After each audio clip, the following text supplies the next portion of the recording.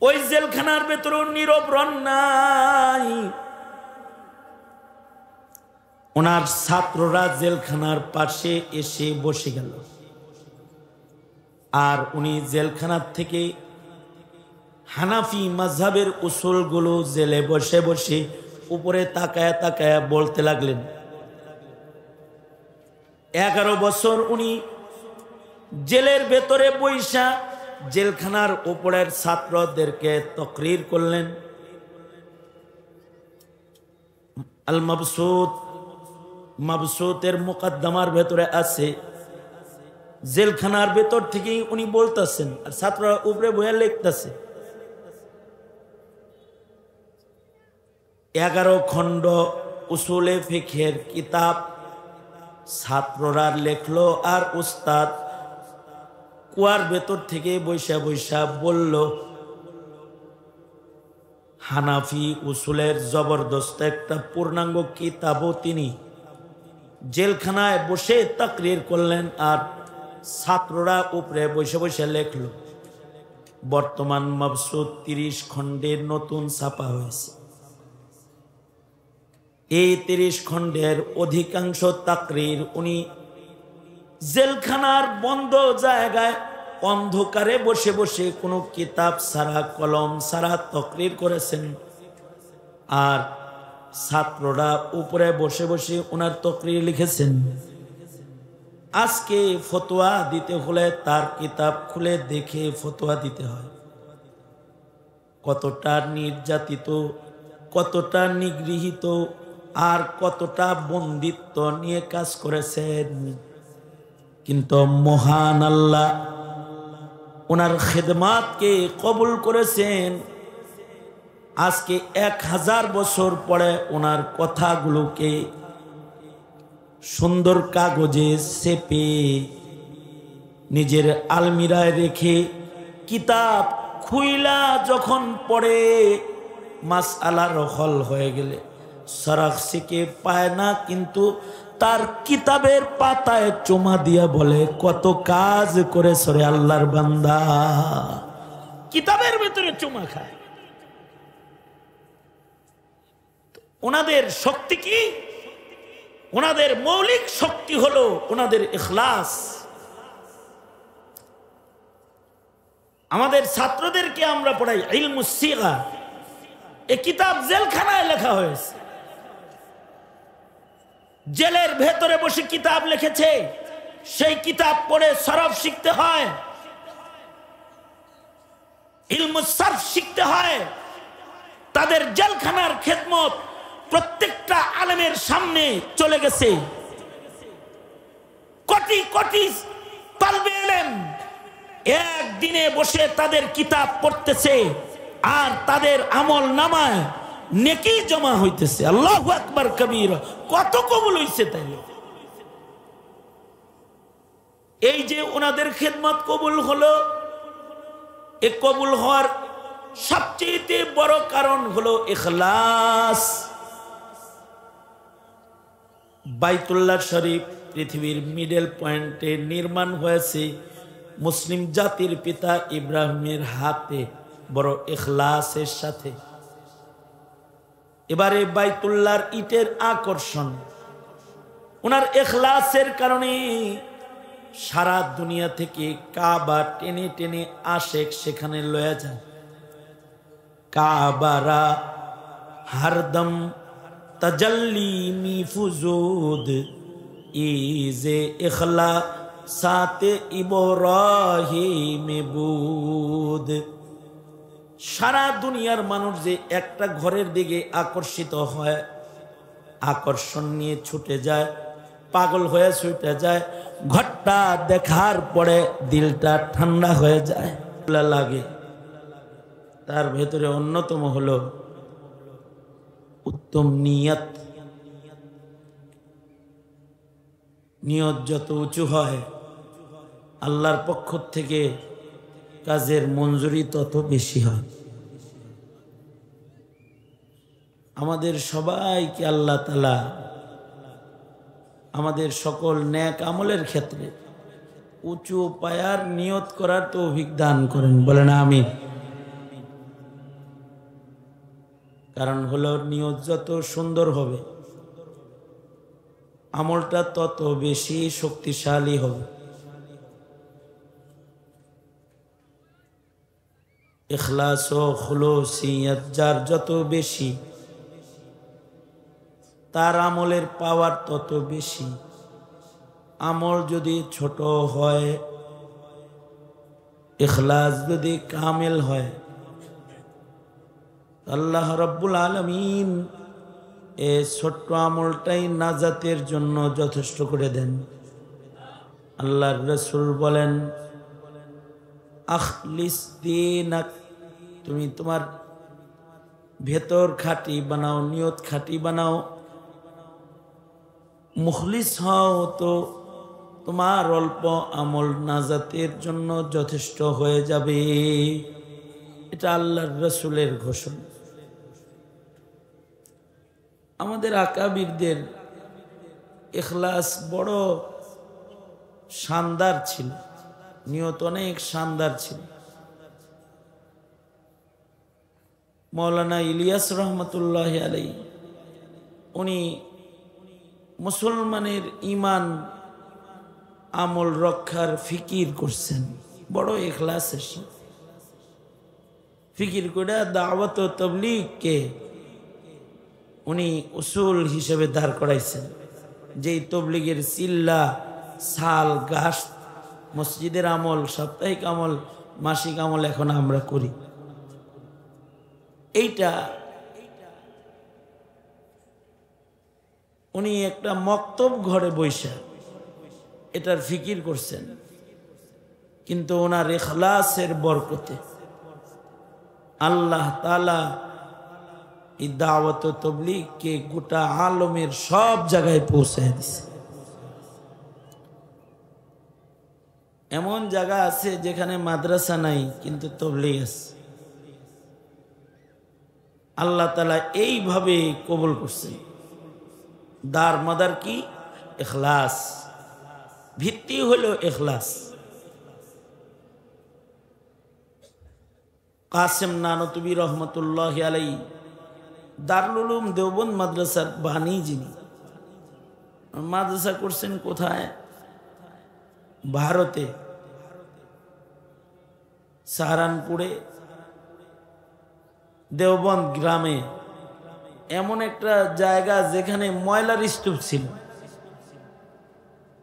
জনবসতি কম, ডালিম গাছের নিচে কাসেম নানতুবি রহমতুল্লাহ আলাইহি ইলমে দ্বীনের খেদমত শুরু করছে। এইটাকে আল্লাহ এমন কবুল করছেন, আল্লাহ তাআলা দেওবন্দ মাদ্রাসার শাখা প্রশাখা সারা দুনিয়াতে ছড়াইয়া দিচ্ছেন। কিন্তু ওনাদের আর্থিক শক্তি কম ছিল, অনেক অর্থ ছিল না, অনেক সুন্দর বিল্ডিং ছিল না। ডালিম তলায় বসে কাজ করেছেন, কিন্তু নিয়ত বড় শক্তিশালী ছিল। আল্লাহ তাআলা সারা দুনিয়াতে চমকায় দিছেন।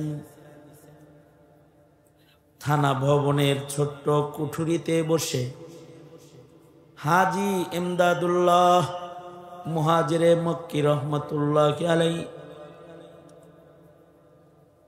উম্মতের ইসলাহের ফিকির করেছেন। আল্লাহ তাআলা চিশতিয়া তরিকাকে সারা দুনিয়াতে ব্যাপক কবুলিয়ত দান করেছেন এবং হাজি ইমদাদুল্লাহ মুহাজিরে মক্কিকে সাইয়্যিদুত তাইফার মাকাম আল্লাহ তাআলা দান করেছেন নিয়তের কারণে। আমাদের আকাবিররা কত দুর্বল অবস্থায় কাজ করছে। আমাদের কিছু কিছু আকাবির আছে যারা জেলখানায় বসে বসে কাজ করছে, সেটা সারা দুনিয়াতে আল্লাহ ছড়াইয়া দিছে। যেমন ইমাম সরখসি, আল্লামা সরখসি রহমতুল্লাহ আলাইহি 480 দশকের মানুষ, 90-এর দশকের মানুষ, 490 হিজরিতে, 84-85-তে ওনার ইন্তেকাল। ওই সময়ের মানুষ, 1000 বছর আগের কথা। ওনাকে সরকার জেলে দিল, জেলখানায় রাখলো কতদিন? 11 বছর। কত বছর? কি জন্য দিছে জেলে? অপরাধ করেছেন? বোমা মারছিল? মানুষ হত্যা করেছে? অন্যায় করেছে? না। সরকার যখন কোনো মৌলবীরে জেল দেয়, পৃথিবীর ইতিহাস এটা, মৌলবীর কথা সরকারের গায়ে লাগলেই তারে জেলখানায় পাঠায়। ইমামে আজম আবু হানিফাকেও সরকার জেলে দিছে। ইমামে আজম আবু হানিফার কথা পছন্দ হয় না, এর লেগে। শেখুল ইসলাম ইবনে তাইমিয়াকে জেলে দিছে, ওনার মাসআলা পছন্দ হয় নাই, এজন্য শেখুল ইসলাম ইবনে তাইমিয়া জেলখানার থেকেই ওনার লাশ বের হয়েছে। আশ্চর্য বিষয় হলো, সকালবেলায় জেলখানার থেকে লাশ বের হয়েছে, সন্ধ্যায় দাফন হয়েছে। নারী পুরুষ, মহিলারা বোরকা পরে, পুরুষরা দলে দলে ইবনে তাইমিয়ার বিদায় দেওয়ার জন্য রাস্তায় কাতার কাতার হয়ে দাঁড়ায় গেছে। ওনার লাশটা কবরে যাইতেছে। এবং আশ্চর্য বিষয় হলো, মানুষ ওনার মৃত দেহের উপরে, ওনার লাশের উপরে জামা ফিক্কা দিত। সেই জামাটা ওনার লাশের উপরে টাচ করে এটাকে বরকতের জন্য ঘরে নিয়ে গেছে। একটা মানুষের মরা লাশের এত কদর হয়েছে কখন? যখন তিনি মুখলিস হইছেন, তো আল্লাহ তাআলা ওনার শানকে বাড়ায়া দিছেন। ফজরের সময় লাশ বাইর হইছে জেলখানার থেকে, মাগরিব পর্যন্ত মানুষ পাগল হয়ে ওনার জিয়ারত করেছেন। শেখুল ইসলাম ইবনে তাইমিয়া কতটা ইখলাসের সাথে যে ওনারা কাজ করে গেছেন, এ কারণে ওনারা মকবুল হইছেন। ইমাম সারাখসিও জেলখানায় রইলেন 11 বছর। উনি একটা ফতোয়া দেওয়ার কারণে ওনাকে জেলখানায় নেওয়া হয়েছে। কি ফতোয়া দিছে? ওই সময়ের বাদশাহে ওয়াক্ত, ওই সময়ের রাজা যিনি, বাদশাহ যিনি, তার ইচ্ছা হইল যে বান্দির সাথে জৈবিক চাহিদা পূরণ করবে, কিন্তু কুমারী বান্দি, এমন কুমারী যার এখনো পর্যন্ত ঋতুস্রাব একবারও হয় নাই। তার খাহেশ হইল যার ঋতুস্রাব হয় নাই তার সাথে নিজের জৈবিক চাহিদা হালাল পন্থায় পূরণ করবে। বান্দি জায়েজ আছে, কিন্তু ইমাম সারাখসি ফতোয়া দিলেন, যতক্ষণ পর্যন্ত এই বান্দি, সুন্দরী বান্দি, এর যতক্ষণ পর্যন্ত হায়েজ না হবে, একটা ঋতুস্রাব না হবে, ততক্ষণ পর্যন্ত তার সাথে কোনো মেলামেশা মনিবের জায়েজ নেই। বাস, এই ফতোয়াটা বাদশার গায়ে লেগে গেল। এই ফতোয়া দেওয়ার কারণে ওনাকে জেলখানায় ফেলে দেওয়া হলো 11 বছর।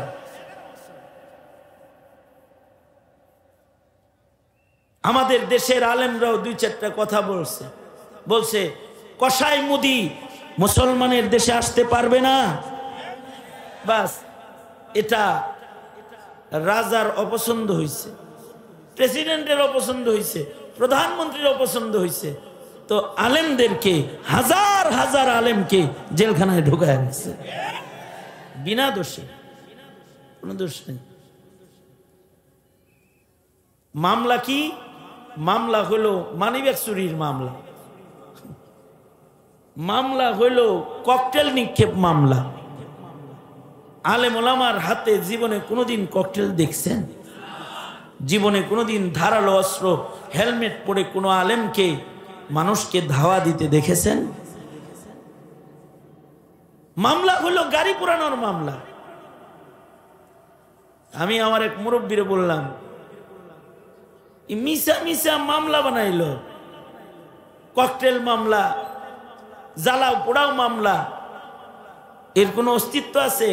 যেমন আমাকে যিনি রিমান্ড করছে তারে আমি বলছি, এই মামলার তারিখের দিন আমি তো বরিশাল ছিলাম। কয় জি হুজুর জানি, জানে বরিশাল ছিলাম, তাও মামলা। আমি আমার এক মুরব্বীকে বললাম, এই যে বোমা নিক্ষেপ মামলা আর জ্বালাও পোড়াও মামলা, এগুলোর কোনো অস্তিত্ব আছে? মুরব্বী বড় একটা সুন্দর কথা বলছে, ওনার কথাটা আমার সব দুঃখ মুছে গেছে। উনি বলে, তোমরা তো খালি ককটেল মারো নাই আর আগুন ধরাও নাই, তোমরা অনেক বড় বড় কিছু করে, তোমরা পারমাণবিক বোমা মারছো। কারণ তোমাদের মুখের এক একটা কথা বাতিলের সমাজে পারমাণবিক বোমার চেয়ে বেশি আক্রমণকারী। আর তোমাদের এক একটা ফতোয়া মুসলমানের দেশের নাস্তিকতার চাষাবাদ আর হিন্দুত্ববাদ আর কাদিয়ানি মতবাদ যারা চাষ করে, তাদের জ্বর সহ আগুন দিয়ে জ্বালায়া দেওয়ার বারুদ তোমাদের কথা। তোমা করে জেলে দিব না, দিব করে?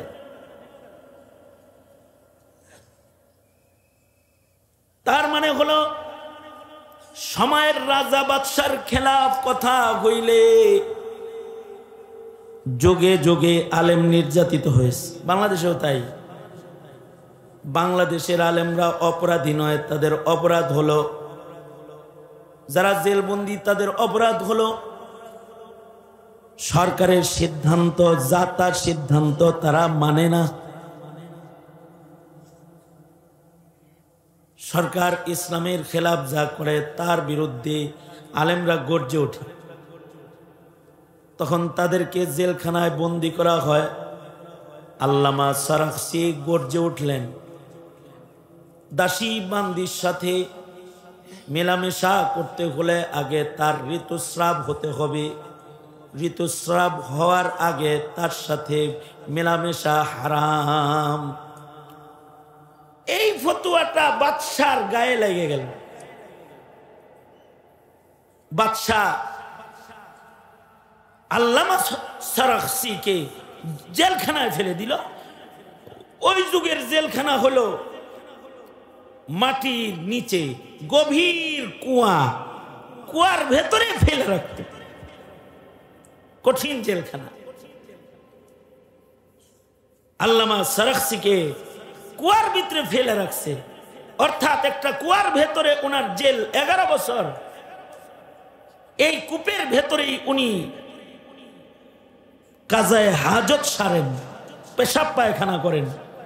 এই কূপের ভেতরে বসেই তিনি খানা খান। এই কূপের ভেতরে বসেই জায়নামাজ বিছায় এক কোণায় তিনি নামাজ আদায় করেন। কত কঠিন জেল!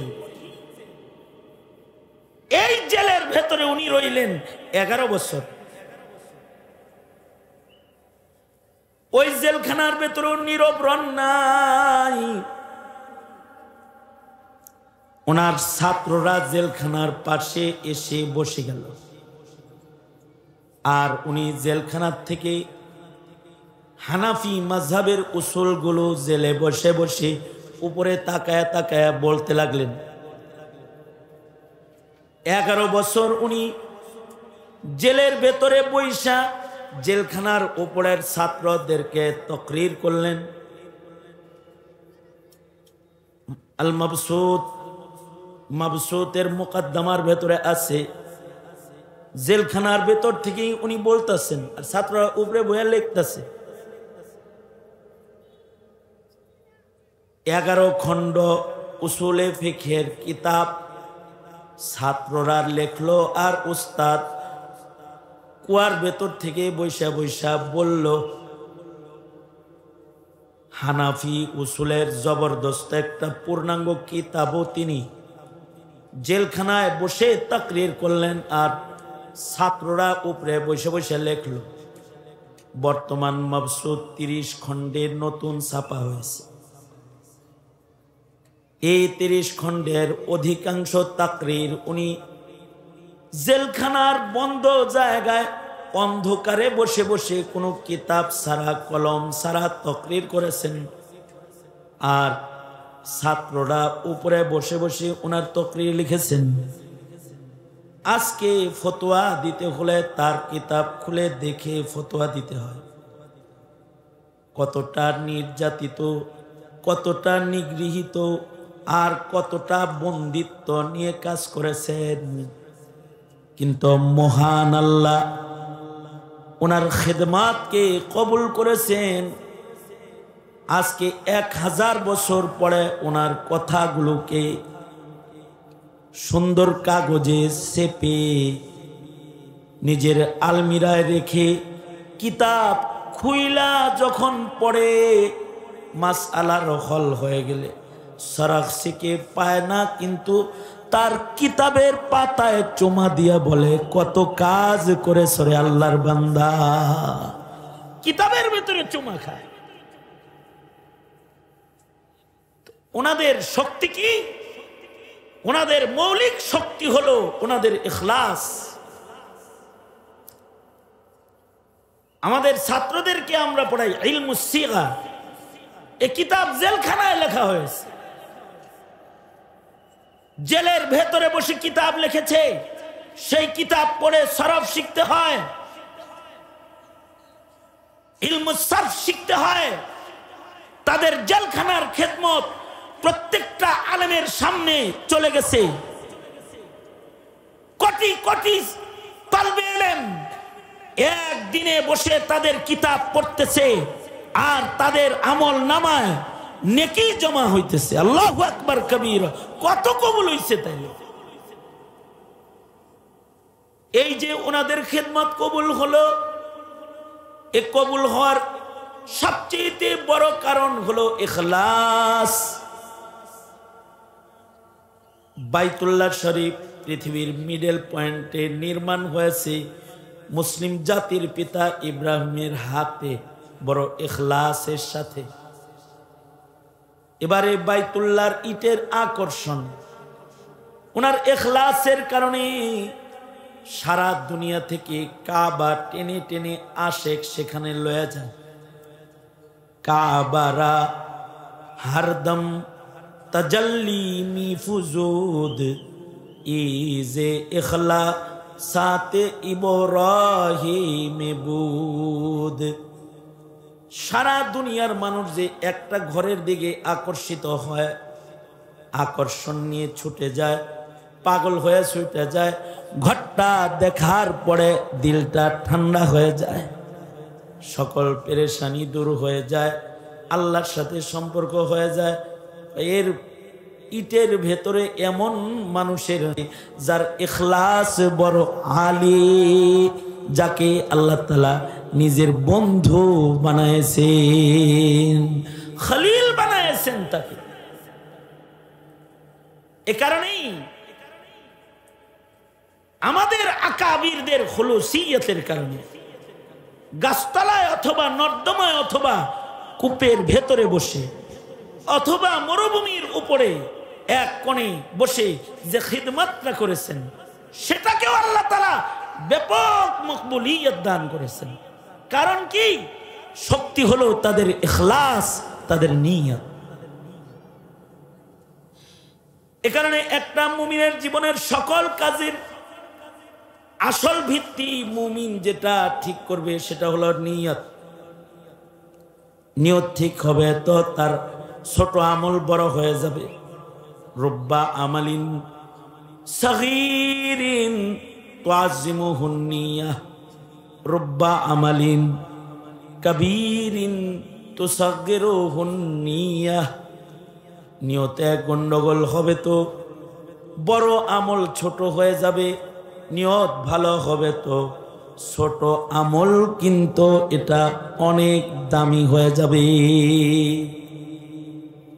এ কারণে আপনার আমার জীবনে মুখে একটি তাসবির উচ্চারণই হোক, এক রাকাত নামাজ হোক, একটা মাহফিলের কিছু সময়ের বয়ান হোক, একটা মাহফিলের ব্যবস্থাপনা হোক, অথবা একটা মসজিদের ছোট্ট একটি সাদাকার আমল হোক, অথবা কোনো দ্বীনি মাদ্রাসায় সাদকা খায়রাতের আমল হোক, মানব জীবনের সব আমলের এক নাম্বার ভিত্তি হবে নিয়তের উপর।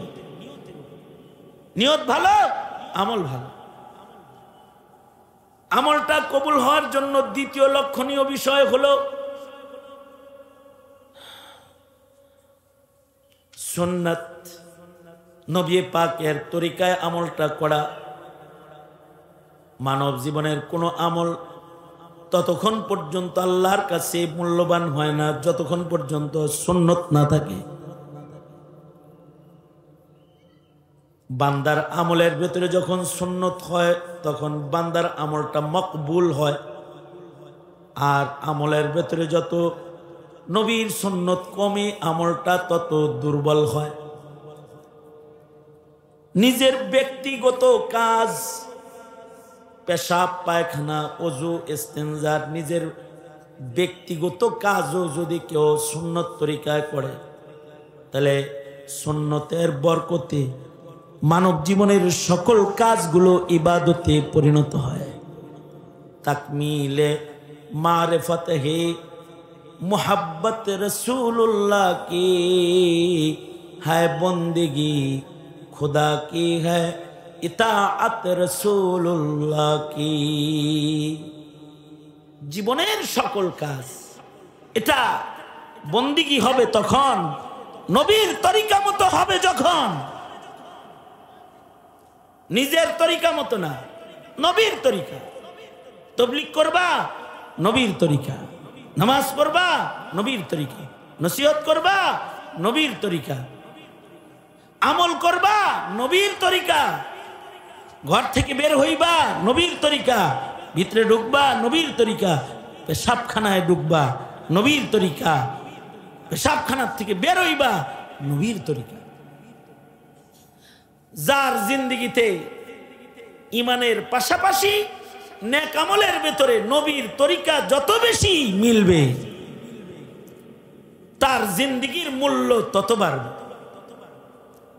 আশ্চর্য আমাদের আকাবিররা, ওনারা খুইটা খুইটা খুইটা খুইটা ছোট ছোট আমলকেও নবীর তরিকায় ফেলছেন।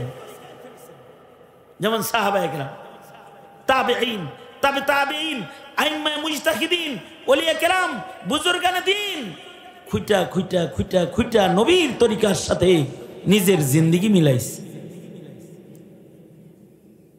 হযরত উম্মে হাবিবা রাদিয়াল্লাহু আনহা, উম্মুল মুমিনিন হযরত উম্মে হাবিবার ভাই মারা গেল, ওনার ভাইয়ের ইন্তেকাল হয়েছে।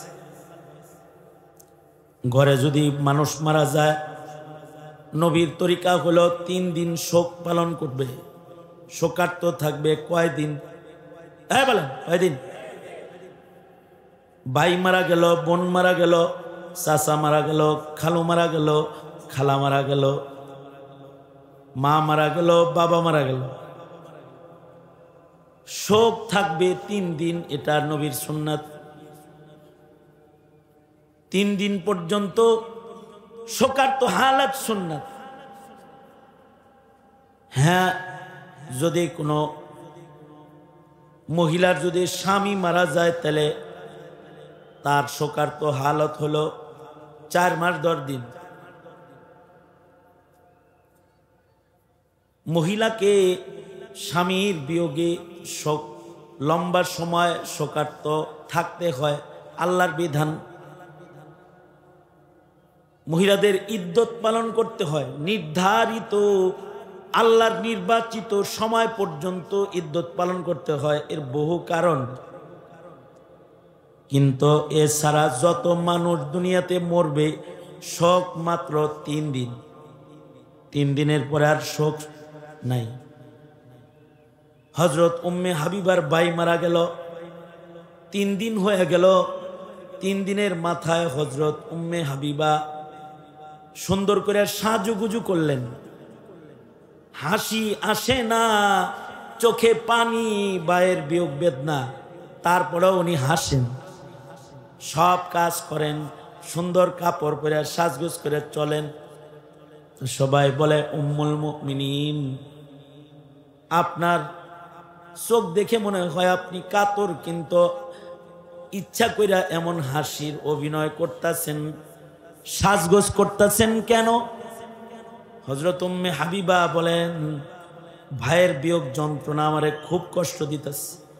একসাথে বড় হয়েছি, কিন্তু নবী বলছে 3 দিনের পরে শোক নাই, তাই নবীর সুন্নতের শোকটা সুন্নত তরিকায় বানানোর জন্য হাসি আসে না, তাও অভিনয় কইরা আমি হাসতাছি। সুবহানাল্লাহ। মানে নবীর তরিকায় নিজের জিন্দেগির সবকিছুকে মিলাইবার মেহনত করা। কামাল কর দিয়া উলাইকা আবাই, আমাদের পিতৃপুরুষরা আশ্চর্য নবীর অনুকরণ করছে। হুজ্জাতুল ইসলাম কাসেম নানতুবি রহমাতুল্লাহি আলাইহি, কাসেম নানতুবি রহমাতুল্লাহি আলাইহি, উনি ওনার ব্যাপারে ইংরেজদের গ্রেফতারি পরোয়ানা জারি হলো। মৌলভী কাসেমকে যেখানে পাও সেখানে গ্রেফতার করো, মৃত্যুদণ্ড।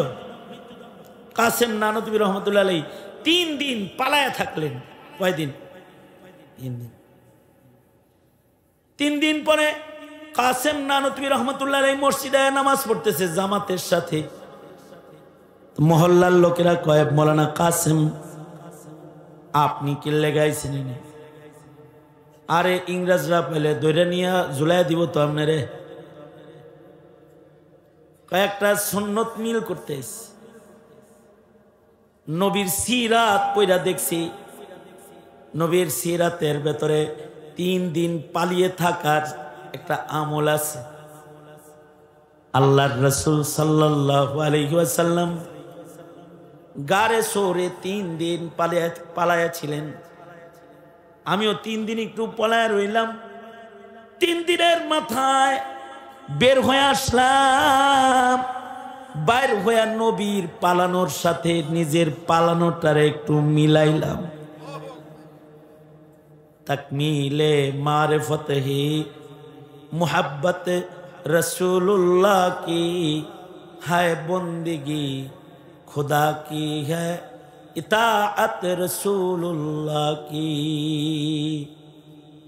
মানব জীবনের প্রতিটি আমল যতক্ষণ না সুন্নত তরিকায় না হবে ততক্ষণ পর্যন্ত সেটা আল্লাহর কাছে গ্রহণযোগ্য হবে না। তাসহিহে নিয়ত, নিয়তের তাসহিহ করা আর নবীর তরিকায় করা আর নিজের আমলকে দায়মি বানায় নেওয়া। ওয়া ইন কাল্লা, যদিও আমলটা অল্প হয়, ছোট হয়, এটা যেন ধারাবাহিক হয়, ধারাবাহিক আমল হয়। লাইলাতুল কদরে সারা রাত নামাজ পড়ছিল, এরপরে সারা বছর আর পরে নেই। এরকম কদর উদযাপন করতে তোকে বলেছে কে? সবে বরাতে সারা রাত মসজিদে বসেছিল, তারপরের দিন থেকে আবার শেষ। না না, দায়েমি করো, দায়েমি। আল্লাহর রাসূলকে বলে, ওগো আল্লাহর নবী, কোন আমল আল্লাহর কাছে পছন্দের?